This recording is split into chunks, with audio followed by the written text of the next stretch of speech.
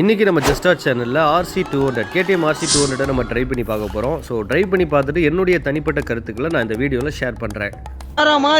இது சாவியெல்லாம் எடுத்து வச்சு முக்கால்வாசி நேரம் சாவியாக மறந்துட்டு வந்துடுவேன். அப்புறம் எங்கிட்ட விளாக் பண்ணுறது.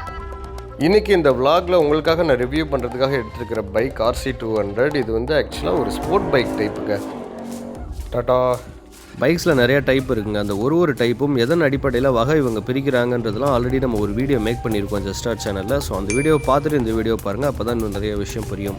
நம்ம இதுக்கு முன்னாடி உள்ள வீடியோவில் ஸ்டாண்டர்ட் பைக்ஸ் பற்றி பேசியிருப்போம். இந்த வீடியோவில் நம்ம ஸ்போர்ட் பைக் பற்றி பேச போகிறோம். முதல் இந்த வண்டியை நான் ஹைவேக்கு எடுத்துகிட்டு வந்துக்கிறேன், அப்போ தான் ஒழுங்காக ஓட்டி பார்க்க முடியும். சைட் மிரர்ஸ் நல்லா ட்ரெண்டியாக கொடுத்துருக்காங்க, அட் த சேம் டைம் நல்லா ஒய்டாக கொடுத்துருக்காங்க. இது ரொம்ப முக்கியங்க. முக்கால்வாசி இந்த மாதிரி ட்ரெண்டியான பைக்ஸ்லாம் சைட் மிரர்ஸ் நல்லா டிசைனுக்காக கொடுத்துருப்பாங்களே தவிர்த்து நல்லா ஒய்டாக கொடுத்துருக்க மாட்டாங்க. பட் இந்த வெஹிக்கிளில் நல்லா ஒய்டாகவும் இருக்குது. ஸ்போர்ட்ஸ் பைக்கில் ஸோ நம்ம ஏறி உட்காந்ததும் சிட்டிங் பொசிஷன் ஃப்ரண்ட்டில் லீன் ஆகிற மாதிரி தான் இருக்கும். But at the same time இந்த வண்டியோடைய ஃப்ரேம் ரொம்ப லைட் வெயிட்டுங்க.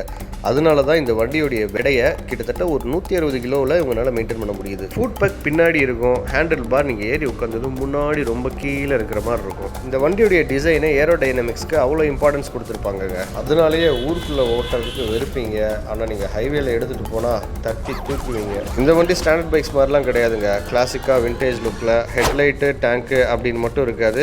இடையில நிறைய ஃபேரிங்ஸ், அதாவது பிளாஸ்டிக் பார்ட்ஸ் நிறையா இருக்கும். ஸ்போர்ட் பைக் பற்றின டீட்டெயில்ஸ்லாம் ஓரளவுக்கு ஷார்ட்டாக நம்ம பார்த்தாச்சு. இப்போ வாங்க வீடியோக்குள்ளே போகலாம். KTM RC200 எப்படி இருக்குன்னு பார்த்துருவோம்.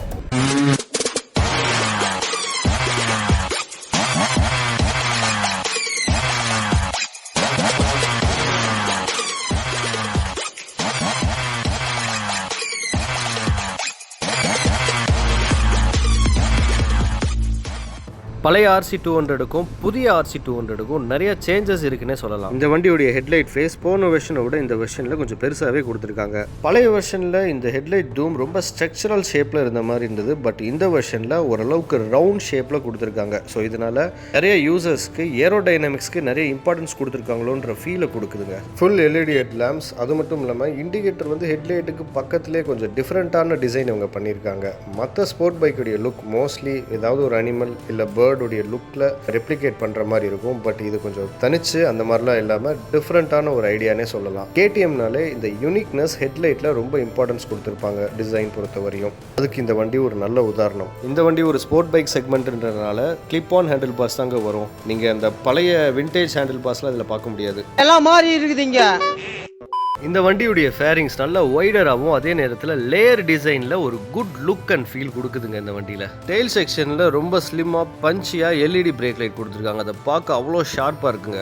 ஓவரால் இதில் உள்ள டிசைன்ஸ் எல்லாமே ஒரு ட்ரெண்ட் செட் லுக்னே சொல்லலாம். அப்புறம் நான் தனிப்பட்டு நோட் பண்ண ஒரு விஷயம், இந்த வண்டியில் டிசைனுக்கு அவ்வளோ டீடைலிங்காக ஒரு சின்ன விஷயத்தை கூட ரொம்ப அக்கறை எடுத்து பண்ண மாதிரி இருக்குது. ஏன்னா டுக்காடி V4 ஸ்ட்ரீட் ஃபைட்டரில் உள்ள டேங்க் டிசைன் KTM RC200ல என்னால் பார்க்க முடிஞ்சது. அந்த டபுள் லேயர் டேங்க், அதை பற்றி தான் நான் சொல்கிறேன். வண்டியுடைய லுக் எப்படி இருக்குன்றதுக்கு ஒரு சின்ன எக்ஸாம்பிள். அந்த முன்னாடி போகிறால பையன், அவன் அப்பா இருந்து திரும்பி பார்த்துட்டே இருக்காங்க. என்ன இல்லை, இந்த வண்டியை அந்த அளவுக்கு நல்ல லுக்காகவே இருக்குது ரோட்டில் ஓட்டிகிட்டு போகும்போது. இந்த வண்டியுடைய பிக்கப் பார்த்துக்கிட்டிங்கன்னா இந்த மாதிரி கேப் கிடைக்கும் போதெல்லாம் முறுக்கடா இன்னும் முறுக்கடா அப்படின்னு நமக்குள்ளே தோண ஆரம்பிக்கும். பட் ஆனால் நம்ம கொஞ்சம் நேரம் கழிச்சு தான் ரியலைஸ் பண்ணுவோம் நம்மளை அறியாமையே நம்ம த்ராட்டில் கொடுத்துட்ருக்கோன்னு. அந்த அளவுக்கு பிக்கப் நல்லா இருக்குங்க. நம்மளா யோசிச்சு ஸ்லோ பண்ணால் மட்டும்தான் உண்டு. த்ராட்டில் அவ்வளோ டெம்ப்டிங்காக நல்ல ஃப்ளோவில் இருக்குது. காய்ஸ், நம்ம நாகமலை புதுக்கோட்டை வந்திருக்கோம். ஸோ ஆல்ரெடி நம்ம இந்த இடத்துல ஒரு ஹிடன் ஸ்பாட் இருக்கிறதா நம்ம vlog பண்ணியிருக்கோம். கட்டாயம் போய் பாருங்கள். தூரியாட்டம் பாலம்னு சொல்லி ஒரு அல்டிமேட்டான வியூ பாயிண்ட் இங்கே இந்த இடத்துல இருக்குது. கிராமத்துக்குள்ளே நம்ம கொஞ்சம் இன்டீரியராக போகணும். இன்டீரியராக போய் பைக்லாம் பார்க் பண்ணிவிட்டு அங்கேருந்து கொஞ்சம் தூரம் நம்ம ட்ரெக் பண்ணி போகிற மாதிரி இருக்கும். ட்ரெக் பண்ணி போனோன்னா அங்கே ஒரு அல்டிமேட்டான ஸ்பாட் இருக்குது. உங்களுக்கும் ஃப்ரீ டைம் கிடைக்கும் போது நீங்கள் மதுரையாக இருந்தால் இங்கே வந்து ஒரு விசிட்டை போடுங்க, உங்களுக்கு கட்டாயம் பிடிக்கும். அடித்து ஹைவேஸில் வண்டி பட்டையை கிளப்புது.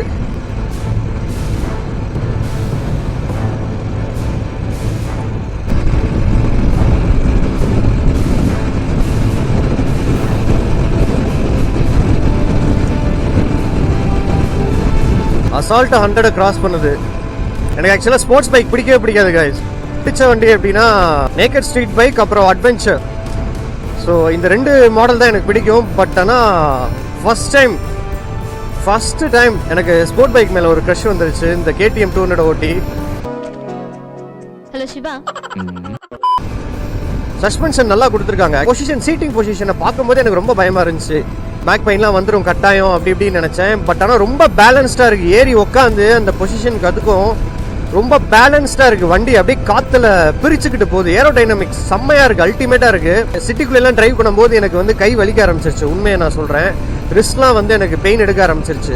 என் வீட்டுல இருந்து சிட்டி அவுட்டருக்கு வரதா எனக்கு 12 கிலோமீட்டர்ஸ் 14 கிலோமீட்டர்ஸ் ஆகும். அந்த 14 கிலோமீட்டர்ஸ்லயே எனக்கு வந்து டயர்ட் ஆயிடுச்சு. பட் ஹைவே வந்ததுக்கு அப்புறம் அப்படியே டக்குன்னு அந்த டயர்ட் எல்லாத்தையும் தூக்கி சாப்பிட்டுருச்சு இங்க இருக்கிற இந்த வண்டியுடைய பெர்ஃபார்மன்ஸ். ஸ்போர்ட் பைக்னால எனக்கு கொஞ்சம் பயம், லாங் ரைட்லாம் போகும்போது பெயின் ரொம்ப இருக்குமே அப்படின்னு. பட் ஆனால் இதில் என்னன்னா, ஹிப்பில் பெயினை விட இந்த ஷோல்டரு நெக்கு இந்த இடத்துல பெயின் இருக்குது. MT-15 லாங் டிரைவ் போகும்போது எனக்கு லோயர் ஹிப்பில் பெயின் ஃபீல் ஆகும். பட் ஆனால் இதில் எனக்கு லாங் டிரைவ் போகும்போது மேபி நெக் அண்ட் ஷோல்டரில் பெயின் ஃபீல் ஆகும்னு தோணுது. ஏன்னா டோட்டல் பாடியுடைய வெயிட்டும் நம்ம ஹேண்டில் பாரில் கொண்டு போய் வைக்கிறோமா, ஸோ கட்டாயம் இருக்கும். இது இந்த ஊர் என்ன ஊர்னே தெரில காய்ஸ். நான் அடித்து போய்கிட்டு இருக்கேன், வழியை விடுன்னு அவ்வளோ ஓட்ட ஆசையாக இருக்குது. ஆனால் இந்த வண்டியில் நான் சத்தியமாக சொல்கிறேன், இந்த வண்டியில் ஏறி உட்காரதுக்கு முன்னாடி ஐயோ இதெல்லாம் ஒரு வண்டியா அப்படின்னு தோணுச்சு. சீரியஸாக யாராவது கேடிஎம் லவர் இதை பார்த்துட்டு இருந்தீங்கன்னா கண்டிப்பாக மன்னிச்சுக்கோங்க. ஏன்னா எனக்கு பிடிக்காது, கேடிஎம்மும் பிடிக்காது, ஸ்போர்ட் பைக்கும் பிடிக்காது. ரொம்ப முன்னாடி லீன் பண்ணி ஓட்டுற மாதிரி அந்த டைப் சொல்கிறேன். பட் இதுவும் ஒரு கலெக்ஷனாக இருக்கணும் நம்மக்கிட்ட அப்படின்றது எனக்கு இதை ஓட்டுனதுக்கப்புறம் ஃபீல் ஆக ஆரம்பிச்சிருச்சு. என்ன காரணம்னா, எனக்கும் இந்த ஸ்போர்ட் பைக்குக்கும் ரொம்ப டச் விட்டு போச்சு. நான் காலேஜில் ஓட்டினது, அதுக்கப்புறம் இடையில ஒரு 15 வருஷமாக நான் ஓட்டேன்னு நினைக்கிறேன். சீரியஸாக நான் 15 வருஷமாக ஸ்போர்ட் பைக் ஓட்டவே இல்லை. காலேஜில் ரஃப் அடி அடிச்சுட்டு இருந்தேன். R15 வெர்ஷன் 1 ஃப்ரெண்ட்ஸோட பைக்கை என் தம்பி எடுத்தான். ஆக்சுவலாக இது என் தம்பியோட வண்டி. இது என் தம்பி எடுத்தப்ப நான் திட்டுனேன் அவனை, டேய் என்னடா ஸ்போர்ட் பைக்கை போய் எடுக்கிறியாடா அப்படின்னு. பட் இதோட லுக்கே வேற லெவலில் இருக்கு கைஸ். ஹெல்மெட்டை மாட்டிட்டு ஃபுல் ஆர்மர் கிட்டோட இந்த வண்டியை நான் ரோட்டுக்கு எடுத்து வந்ததும் எல்லாரோட கண்ணு என் மேலே தான் இருந்தது. அதுவே இன்னொரு ஃபீல், டயர்லாம் தூக்கி சாப்பிட்டுருச்சு. வண்டி ரொம்ப லைட் வெயிட்டாக இருக்கு. விண்ட் பிளாஸ்ட் எனக்கு ஃபீல் ஆகவே இல்லை. நான் அது ஒரு ட்ராபேக் இந்த வெஹிக்கிளில். அப்படிங்க பெருசாக பேக் பேக்லாம் போட்டு ஓட்டிடாதீங்க. லாங் ரைட்லாம் போகிறீங்கன்னா வண்டியில் கட்டாயம் பேக் பேக் வச்சுக்காதீங்க. எங்கேயாவது பின்னாடி ஏதாவது ரேக்கை கீக்க வாங்கி பேக்கை கட்டிடுங்க. நீங்கள் கட்டாயம் ஷோல்டரில் வச்சு சுமக்காதீங்க, சீக்கிரமாகவே உங்களுக்கு பெயின் வந்துடும், பேக் பெயின். ரெண்டாவது இதில் டிசைனில் ஒரு எனக்கு ரொம்ப அன்கம்ஃபர்டபுளாக ஃபீலான ஒரு விஷயம் என்னென்னா, கிளச்சை பிடிச்சிட்டு உங்களால் இண்டிகேட்டரை ரீச் பண்ண முடியல. இந்த கிளச் இருக்கு இல்லையா, இந்த கிளச்சை பிடிச்சிட்டு உங்களால் இந்த இண்டிகேட்டரை ரீச் பண்ண முடியல. பட் நான் மேஜராக யாராவது பார்த்து சொல்லியிருப்பாங்களா என்னன்னு தெரியல அவங்க vlogல. பட் நான் ஃபீல் பண்ணது வந்து இந்த கிளச்சை யூஸ் பண்ணும்போது இண்டிகேட்டரை யூஸ் பண்ண முடியல, ரீச் பண்ண முடியல. ஏதோ 10 கிலோமீட்டருக்கு அங்கிட்டு இருக்கிற மாதிரி இருக்குது இண்டிகேட்டரும் கிளச்சும். என்னோட ஹெல்மெட் வந்து ஆக்சுவலாக லோ பட்ஜெட் ஹெல்மெட் தான். அந்த ஹெல்மெட் வந்து போட்டு எனக்கு மோஸ்ட்லி அப்ரைட்டாக உட்காந்து ரைட் பண்ணும்போது எனக்கு வாபிள் ஃபீல் ஆகும். பட் இந்த பைக்குடைய சீட்டிங் பொசிஷன்னாலையா என்னன்னு தெரியல, என்னோட ஹெட் வந்து கீழே நோக்கி இருக்கு. அதனால எனக்கு இந்த ஹெல்மெட்டில் வாபிளே தெரியல. இந்த சீட்டிங் பொசிஷனால தான் நினைக்கிறேன் நான். ஆனால் வண்டியோட எக்ஸாஸ்ட் சவுண்டு ரொம்ப அன்ரேட்டடாக இருக்கிற மாதிரி எனக்கு ஃபீல் ஆச்சு. பழைய சேட்டக் ஸ்கூட்டருக்கு எக்ஸலுக்கும் குழந்தை பிறந்தா இப்படி தாங்க எக்ஸாஸ்ட் லோடு வரும். கொஞ்சம் சவுண்டை இன்னும் பெட்டராக எக்ஸாஸ்ட்லேருந்து வர மாதிரி இருந்துச்சுன்னா இன்னும் கொஞ்சம் நல்லா இருக்கும்னு தோணுது. அடிஷ்னல் ஃபீச்சர்ஸ்னு இந்த வண்டியில் பார்த்தீங்கன்னா ஸ்லைட்லி ஃபோல்டபுள் கியர் பெடல்ஸ். நீங்கள் கார்னரிங் பண்ணும்போது இது தட்டுறதுக்கு வாய்ப்பு இருக்குது. பட் இந்த மாதிரி பெண்டு போடும்போது தட்டாமல் இருக்கிறதுக்காக இந்த ஃபீச்சர்ஸ் புதுசாக ஆட் பண்ணியிருக்காங்க. LCD டிஸ்பிளே ரொம்ப அகலமாகவும் நல்லா ஈஸியாக ரீட் பண்ணுற மாதிரியும் கொடுத்துருக்காங்க. ரைடர் சீட் நல்லா அகலமாகவே இருக்குங்க. Tank capacity 13.7 litres petrol capacity. பொதுவாகவே ஸ்போர்ட் பைக்கில் எல்லாம் சஸ்பென்ஷன் ரொம்ப ஹார்டாக இருக்கும். பட் இந்த பைக்கில் ரொம்ப சாஃப்டாக கொடுத்துருக்காங்க. நம்ம ஹார்டான ரூட்டில் போகும்போது கூட டயர் தெரியாமல் ஓட்டணுன்றதுக்காக இந்த மாதிரி கொடுத்துருக்காங்கன்னு நினைக்கிறேன். சீட் ஹைட் வந்து 835 mm. நான் வச்சிருக்க MT-15 20 mm கூடங்க. பட் நம்ம இந்த வண்டி லைட் வெயிட்ன்றனால ஈஸியாக ஹேண்டில் பண்ணிடலாம். 199.5 cc engine, 25 HP horse power, அப்புறம் 19.2 Nm torque. So overall 6 gears இந்த வண்டியில் ஓட்ட நல்லா இருக்குங்க. இந்த வியூவை பாருங்களேன் சார். நம்ம போகிற ஆண்டிப்பட்டிங்கிறது வந்து தேனி ரூட்டு. இந்த தேனி ரூட் எடுத்தாலே இப்படி தான். நீங்கள் போகிற வழியில் நிறைய சீனிக்கான ஸ்பாட்ஸ் பார்க்க முடியும் உங்களால். பட் இன்னும் கொஞ்சம் ஆக்சுவலாக இது மான்சூன் தான், சீசன் தான், ஏன்னு தெரில இந்த வருஷம் சுத்தமாக மழை கிடையாது. பட் இந்த டைம்லாம் எப்பயுமே இங்கே வரும்போது அவ்வளோ க்ரீனரியாக இருக்கும். ரோடே லைட்டாக சாரில் அடிச்சுட்டு இந்த ரோடே ரொம்ப அழகாக இருக்கும். இந்த வருஷம் ரொம்ப கம்மி மழை.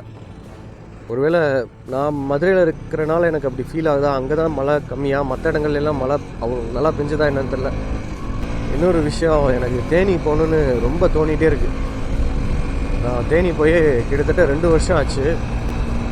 இப்போ போய் எல்லாரையும் பார்க்கணும், எல்லோரும் கூடயும் எங்கேயாவது வெளியே போகணும், டைம் ஸ்பெண்ட் பண்ணணும், பேசணும், நிறையா தோணுது. எல்லாரையும் மிஸ் பண்ணுற மாதிரி ஒரு ஃபீல் எனக்கு தேனியில் இருக்கிற எல்லாரையும்.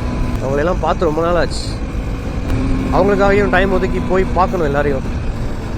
ஏன்னா அவங்க இல்லைன்னா இப்போ நான் இங்கே இப்படி இல்லை. ஓகே, தேனி என்னமோ எனக்கு ரொம்ப ஸ்பெஷல். என் லைஃப்பில் மறக்க முடியாத ஊர், என்னோடய பிகினிங்னு சொல்லலாம் தேனி. நான் செல்ஃப் ரெக்கக்னைஸ் பண்ணுறதுக்கான ஒரு இடமா தேனி எனக்கு அமைஞ்சது. எனக்கு சிட்டிக்குள்ளே வந்ததுக்கப்புறம் வண்டியெல்லாம் கொஞ்சம் ஸ்லோ பண்ணதுக்கப்புறம் தான் ஒரு விஷயமே ஃபீல் ஆகுது. இந்த வண்டியில் இன்ஜின்லேருந்து வர ஹீட்டு என் கால்குள்ளே அப்படியே பூட்டுக்குள்ளே ஏறுது. பூட் எதுவும் மெல்ட் ஆகிடுச்சா என்னன்னு கூட தெரியல, அந்த அளவுக்கு எனக்கு ஹீட் ஃபீல் ஆகுது என் காலுக்கு. நிறைய ரிவ்யூஸ் பார்க்கும்போது இன்ஜின் ஹீட்டு வந்து ஃபீல் ஆகுது அப்படின்னு நிறைய பேர் சொல்லி நான் அதை கேள்விப்பட்டிருக்கேன். பட் ஆனால் நான் நினச்சேன், நான் அப்படியா டிசைன் பண்ணுவாங்க, கால் கூட வைக்க முடியாத அளவுக்கு அப்படின்னு நினச்சேன். அந்தளவுக்கு ஹீட் ஆகுமா என்ன அப்படின்னு. பட் ஆனால் அது இப்போ தான் ஃபஸ்ட் டைம் நான் ஃபீல் பண்ணுறேன். நேராக போனால் தேனி. இந்த பஸ்ஸு மட்டும் லைட்டாக வலி விட்டுச்சுன்னா சல்னு போயிடுவோம். வண்டியாண்ணா சரியான வண்டிங்க. ஓகே போமா.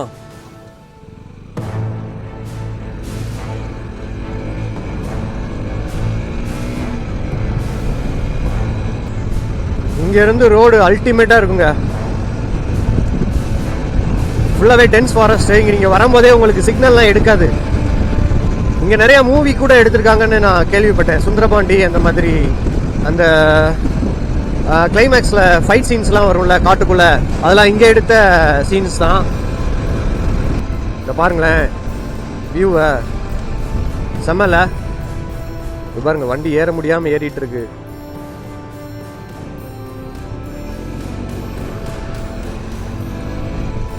மலையில் ஏறுற ஒரு ஃபீல் இருக்குல்ல.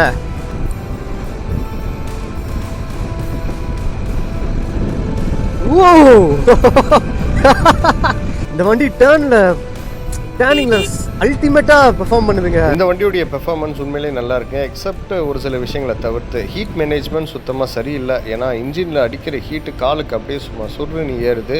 அப்புறம் வண்டியுடைய சத்தம் எனக்கு பிடிக்கலங்க. அப்புறம் கிளச்சு நம்ம ப்ரெஸ் பண்ணிகிட்டு இருக்கும்போது இண்டிகேட்டர் நம்ம தம் ஃபிங்கருக்கு ரீச் ஆக மாட்டேங்குது. அதுவும் எனக்கு கொஞ்சம் டிஸ்டர்பிங்காக தான் இருந்தது. டெஃபினட்டாக இந்த வண்டியை நீங்கள் லோக்கலில் சிட்டிலெலாம் யூஸ் பண்ணக்கூடியாதுங்க. நீங்கள் ஹைவேல கொண்டு போனால் மட்டும்தான் இந்த வண்டியை நீங்கள் என்ஜாய் பண்ணி ரைட் பண்ண முடியும். 43 கிலோமீட்டர் கம்பெனி கொடுக்கும்னு சொல்லி கிளைம் பண்ணுது. கட்டாயம் அவ்வளோலாம் எனக்கு கொடுத்த மாதிரி தெரியல. 60 கிலோமீட்டர்ஸ் நம்ம கிராஸ் பண்ணும்போது செயின்ஸ் பாக்கெட்லேருந்து சலசலன்னு ஒரு சத்தம் கேட்குது. அது ரொம்ப டிஸ்டர்ப்டாக இருக்குது ஓட்டும்போது. So moral of the story என்னன்னா, மைலேஜ் கதறுது, பாக்கெட் பண்ணி செதறுது, அவ்வளோதாங்க.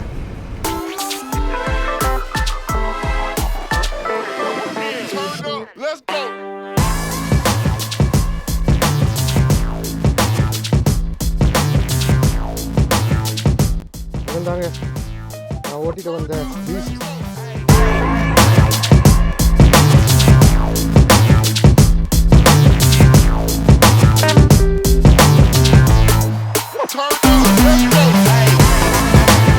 இன்னும் நான் அடுத்தடுத்து நிறைய இன்ட்ரெஸ்டிங்கான வீடியோஸ்லாம் போடுறேன். என்னோட சேனலுக்கு சப்ஸ்கிரைப் பண்ணிக்கோங்க. தொடர்ந்து என்னுடைய vlog-ஐ கட்டாயம் பாருங்கள், நிறைய பேருக்கு ஷேரும் பண்ணுங்கள். கூடிய சீக்கிரம் அடுத்த ஒரு vlog-ல உங்கள் எல்லாரையும் நான் மீட் பண்ணுறேன்.